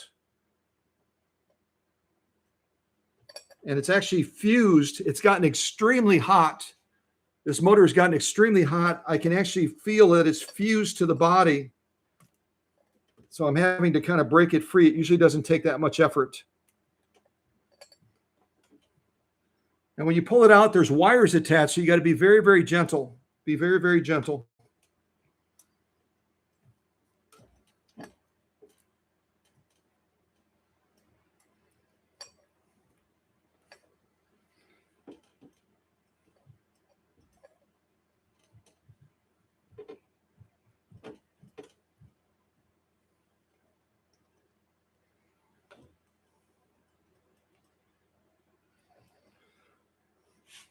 You can see we have wires. These are the stators right here.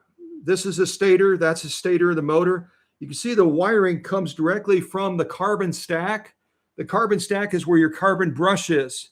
So one wire goes to each of the carbon stacks that will then engage the motor. So the electricity starts in the stators, then it goes to the stack lamentations, and then it goes from the stack lamentations. These are the stack lamentations here.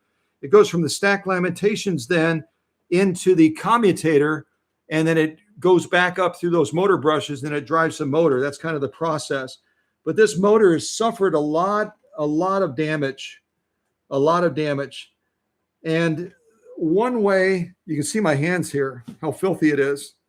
One way you can try to see whether or not we're able to, yeah, see, that was totally jammed up. That's why it wouldn't turn. It's starting to loosen up a little bit now. Now, it's not the preferred method of cleaning, but it's very, very safe, and it's effective in trying to diagnose whether or not the motor can be saved. So what I'm going to recommend that we do right now is I'm going to get a little bit of CRC electrical cleaner.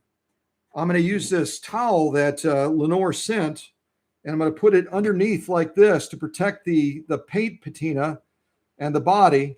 We're going to see if we can spray this off a little bit and actually get the motor working.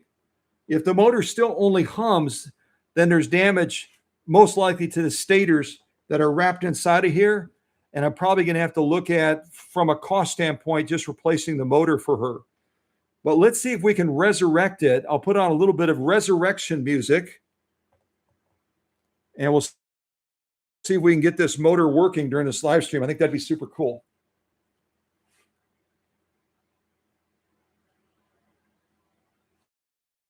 CRC electrical cleaner is a product that's very dangerous to the paint patina, but it's a real good grease stripper. And it does an excellent job also with electronic things. So you could use it on a radio. Just make sure, I demonstrated on one of my live streams how flammable it is. You've got to make sure that all of it is dried out before you fire up that motor. Otherwise, you're going to have an explosion, a small explosion. All right, what is resurrection music? Let's see here. This kind of sounds like it a little bit.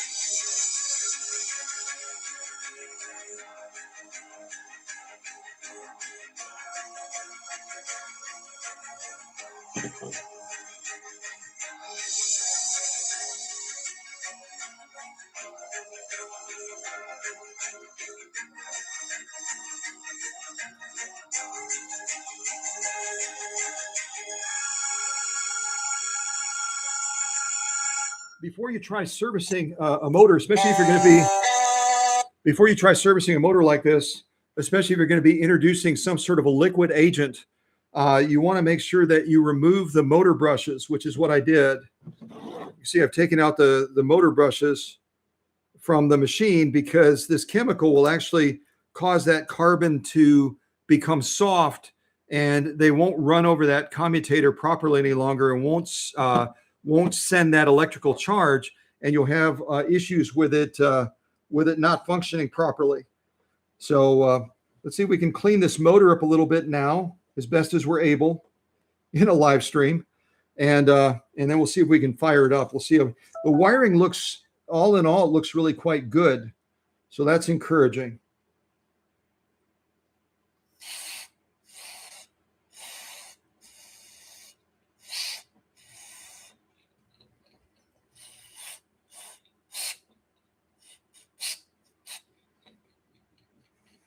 I wish you could feel it with your own fingers.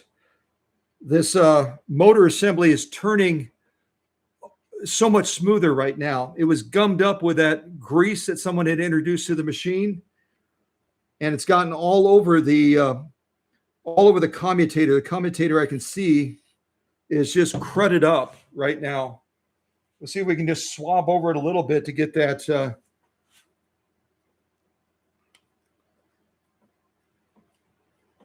get some of that gunk off of it.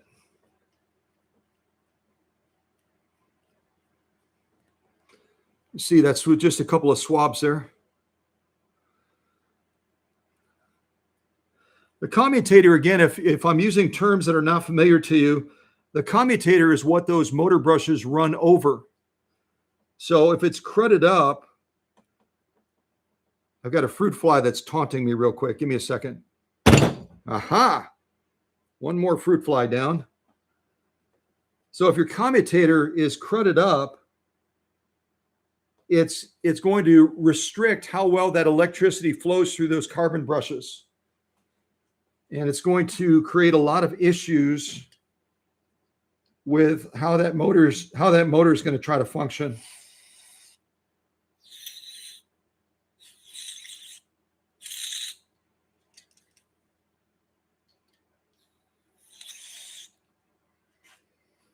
All right.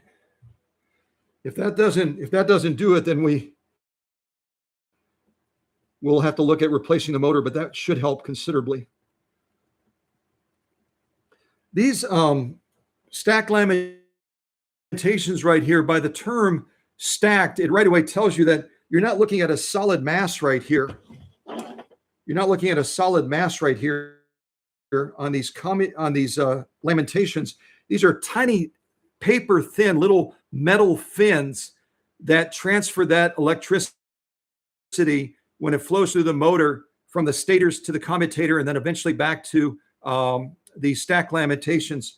The stack lamentations transferred from those to the stator and then back to the commutator. So it's a transfer process back and forth like a circle, with the electricity flowing into the stators first, going to the stack lamentations, and then circling back to the commutator through those motor brushes.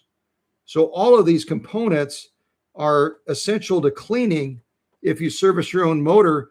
But on these stack lamentations, you have to be very careful because they're very fragile, incredibly fragile. Okay, I like the feel of that. I'm still hearing a little bit of grinding, but it's turning much more freely than it was. So we're going to try to put this back together very carefully. When you put it back together, make sure that these wires that connect to the stators don't get caught on the edges or you're going to break them. So you have to very gently work it back in. I'm also seeing a little bit of damage to the insulation. Can you see that? I don't know if you can see that in the shot or not. Some of the insulation is coming off of the stators here. So that's another thing that if the motor is salvageable, that's something that I'll have to resolve so that doesn't go into the motor.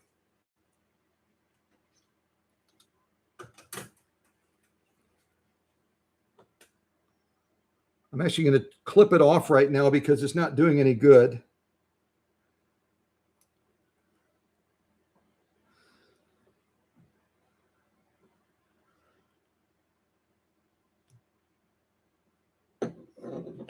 So this is some of the old insulation that has given way.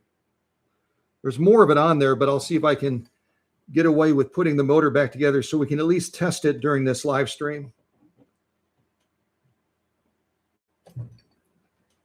Again, be real careful with those wires going to the stators.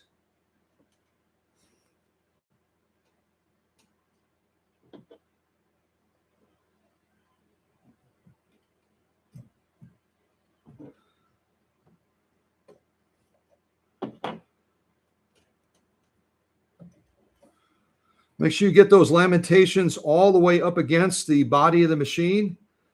Now we're going to be putting our bolts back in.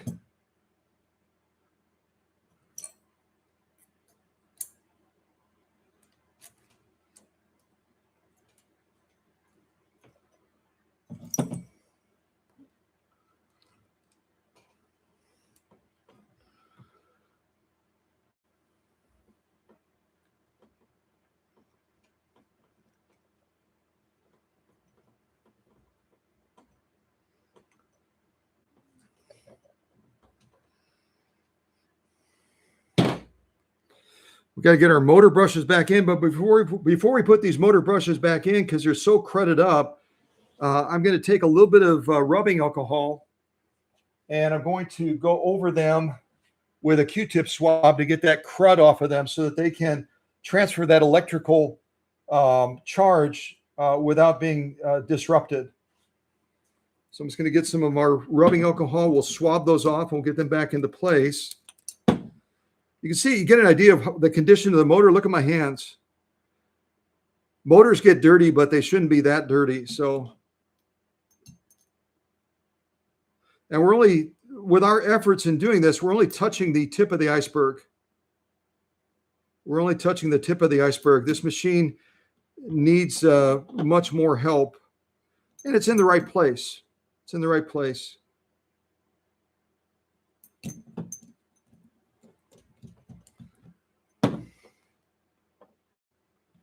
Now, the good thing is we're cleaning these brushes. We're creating a little bit more lag time. It's allowing that moisture of that CRC chemical that we use to clean to wick out. But you're going to see me grab my air compressor and actually blow into here to try to wick out any residue of that CRC. We don't want to have anything go poof. So you see I'm just swabbing away from the spring. And these springs will get compressed over time. So you want to gently stretch the spring out a little bit so that it makes better contact with that commutator, the carbon stack. There we go. That looks a lot better. So I'm just going to take this spring very gently, and I'm just going to stretch it a little bit. That way, when it's put into its well, it's going to be pressing down with more force and have better contact with that commutator. So we'll get a better response from the motor if the motor can run. So I'm going to put the top one in first because that's the easy one, generally. Oh, I should have given you a measurement on these as well.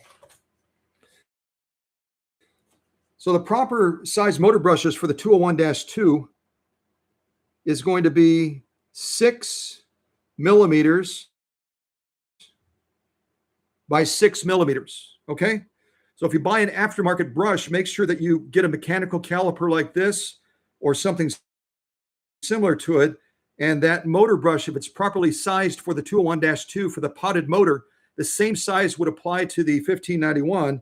It should be 6 millimeters by 6 millimeters. Now the length, as long as it's 5 millimeters long or longer, is fine.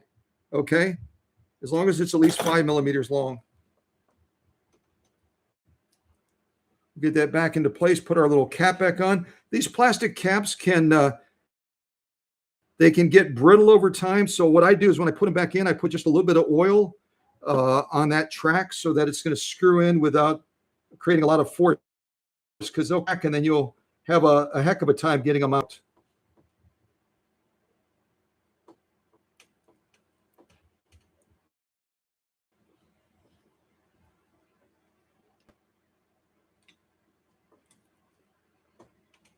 Okay, there's one. Bottom one's a little bit more challenging. You're kind of having to do it blindly. And actually, we got to clean this one first. I'm getting ahead of myself. Clean this one as well.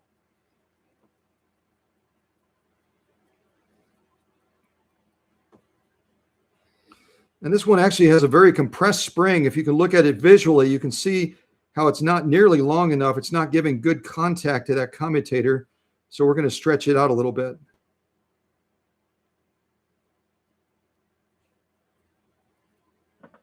All right, let's see if we can get this one back in.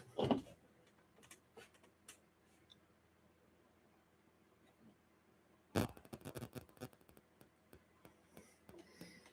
may actually, for sake of expediency, disconnect this power for a second. I'm going to tilt it up. That way I can see the bottom of that well a little bit easier.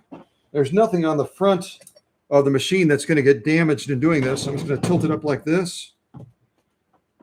Set it down very gently.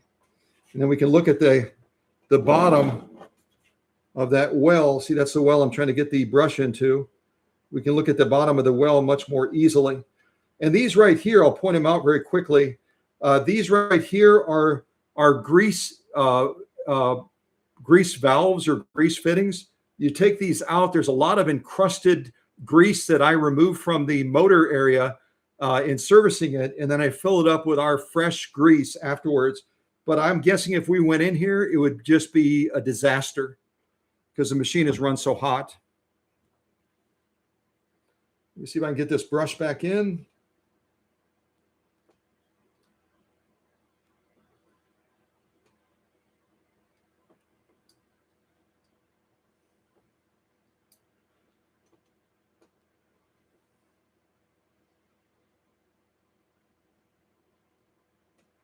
There we go. So we got our brush in. You can see the spring is extending far enough out now that when we put that cap on, it's going to compress that spring and push that carbon stack into that commutator. It was way too short before. I could barely remove it. It was almost into the housing, which tells me it wasn't getting good contact at all. Now, normally I would clean the inside of the caps as well, but we're just going to put it back together, see if we can get this thing to fire up now. And if this stuff I'm showing you, if you think it's like super cool and helpful, put a smiley face in the live chat if you would, or put a thumbs up or something like that if you're learning something new that you didn't know before. All right, so we're going to rotate that back. I'm going to spritz just a little bit of kerosene inside of here as well, because I did see some rust.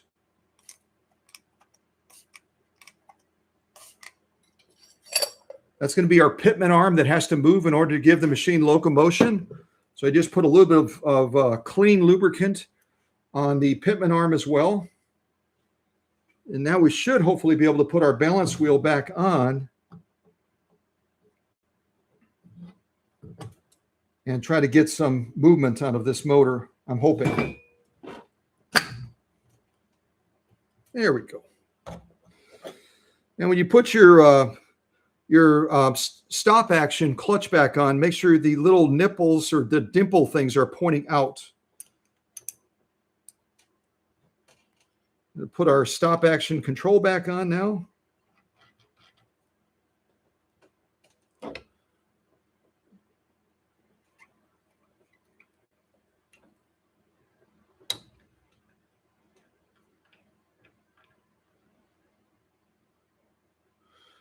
Pin's not quite long enough. There we go. Oh, I got to flip it. It's not locked in all the way. When you put that stop action clutch back on, there's two ways to put it, and I usually put it on. There's no way to know how the stop action is going to screw on as far as clearing it. So if you go to try to lock it and it won't lock it, just flip it all the way around 180 degrees, and then you should be good to go. Oops, it just popped out. My table must not be level because it's kind of leaning that way a little bit. Let me lift up the machine a little bit to keep it from popping off while I'm screwing this back on.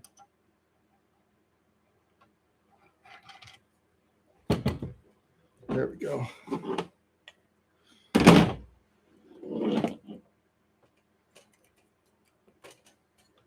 There we go. That's proper. So now it's locking, but it's also unlocking so we can wind a bobbin. See that? And unlike before, after our little brief, very, very high level servicing of the motor and other parts of the machine, we're actually able to turn the balance wheel. It's still turning very, very hard, but we'll see if we can at least get the motor to respond. And that way we know that the motor might be salvageable. That the motor might be salvageable. So I'm going to plug our power back in here, and then I'll plug our power back into the outlet. You get an idea of what we gotten off of the machine already. But it's not turning freely. It should be turning silky smooth, and it's definitely not turning silky smooth. Let me just try one other thing real quick.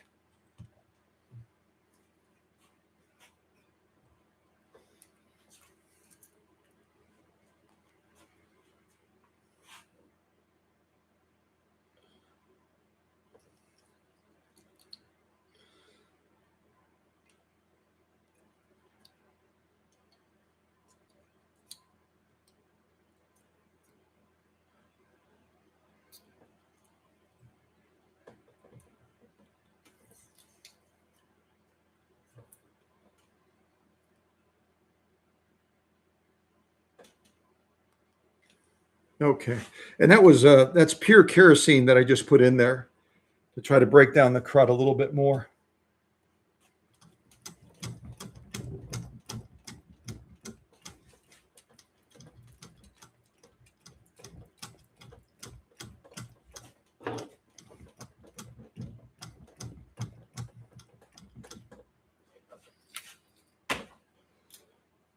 Well, let me get my compressor. We'll make sure that we have all that residue out of there.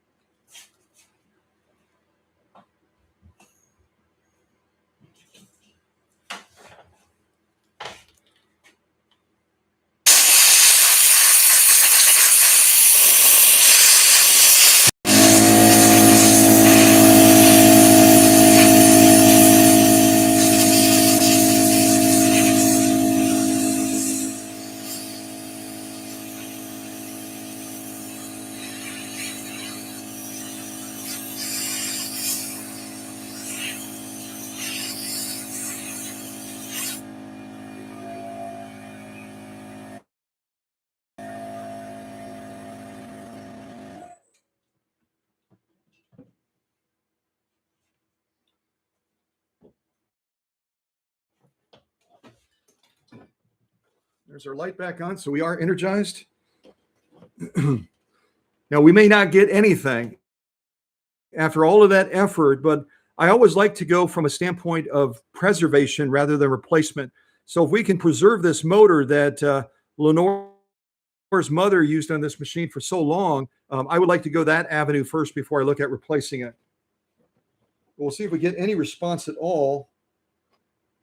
Well, there's a little bit of damage to the cord now that I'm looking at it more closely.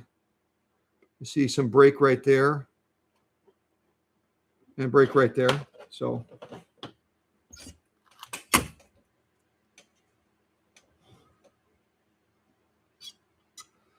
we've got something electrical going on here too. We got something electrical going on because I just literally had the lights dim as I was pushing down the foot controller. It could be a faulty foot controller. It could be that there's a break in the wiring here, but the motor is moving now, at least. That's good news.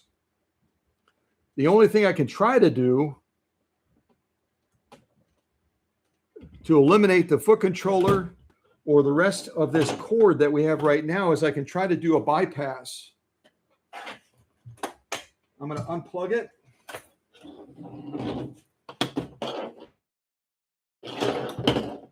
I'll take this off.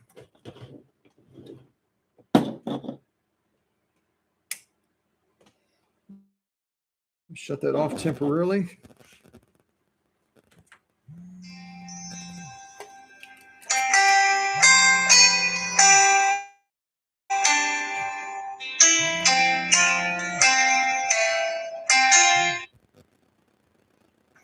Hello, this is Scott. I'm in a live stream right now. Can I call you back? Yes, you can. Okay, thank you. All right.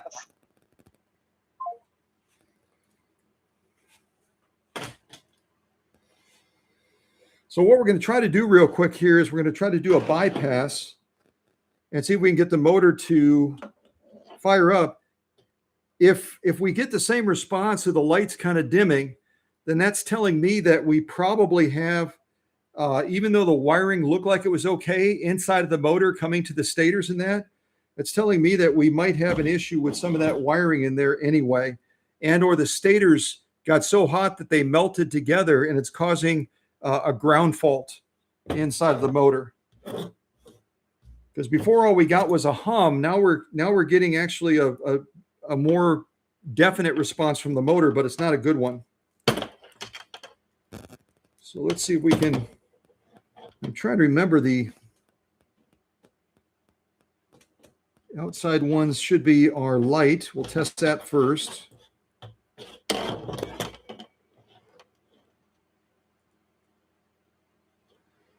Rotate this a little bit so you can kind of see what we're trying to do.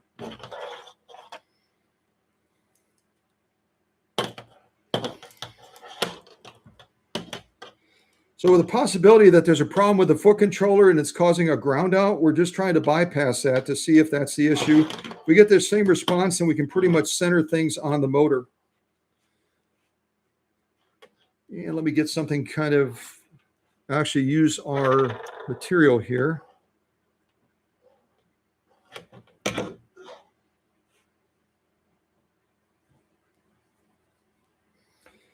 Keep these from potentially touching.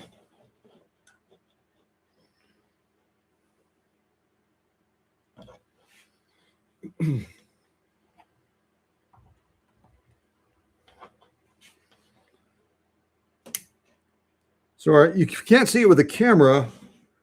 Our light came on fine.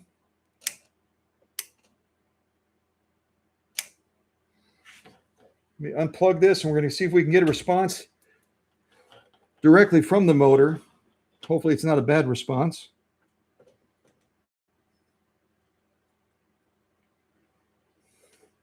And I got to put a little bit of buffer between those so we don't potentially cause a short. Put a little bit of a cotton ball between there.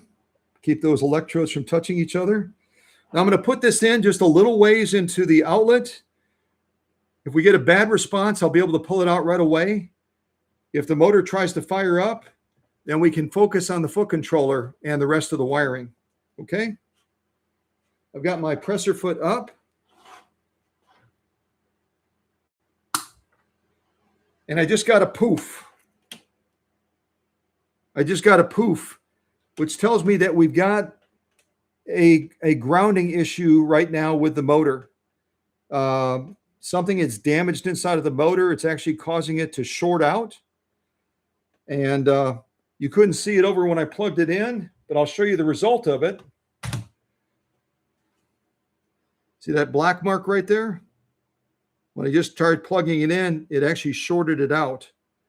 So I'll have to do more troubleshooting on this motor, but hopefully the things I showed you are helpful so that if you go to troubleshoot a motor yourself, you can do it in the right way and do it safely.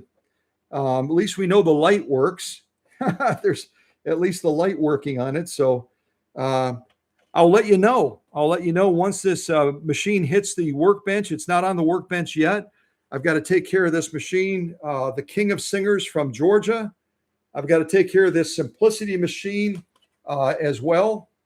That right now has an upper tension issue and some other issues going on with it. And then I have the other Georgia machine that's in the table as well. So I'll take care of these machines. And eventually I've got to get to this machine for the Senior Center in La Follette and get this embroidery machine running so that we can offer this really cool Janome embroidery machine for sale so that the ladies over at the La Follette Senior Center can use those funds to do other programs with. But I hope you found this helpful today.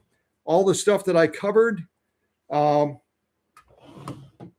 we've got a machine that is facing some challenges ahead, but it's in the right place. And by the time I put this machine under the bright lights to demonstrate it for Lenore, and before we ship it back to Florida, it's going to be running better than brand new. But we have to identify the electrical issue right now, which my hunch tells me it's irreparable damage to the motor from it being overheated and gummed up. And the motor is probably going to have to be replaced. But I'll dig into it more and I'll let her know. Okay. Well, thank you so much to all of you for attending today. I hope you found this helpful and insightful and informational. And thank you to the owners so much for your trust and confidence and going the extra mile to get the machine all the way to Kentucky, where she can receive the service that she deserves, and it can honor the legacy of sewing that your mother has done on this machine.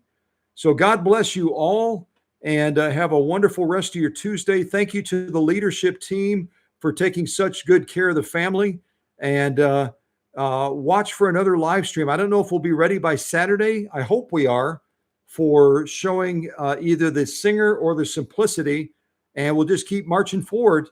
And Susie's going to get me something, hopefully, to get my hands clean. Yeah, I'm dirty. I'm really, really dirty. All right. God bless you all. And yeah, have a great rest of the week.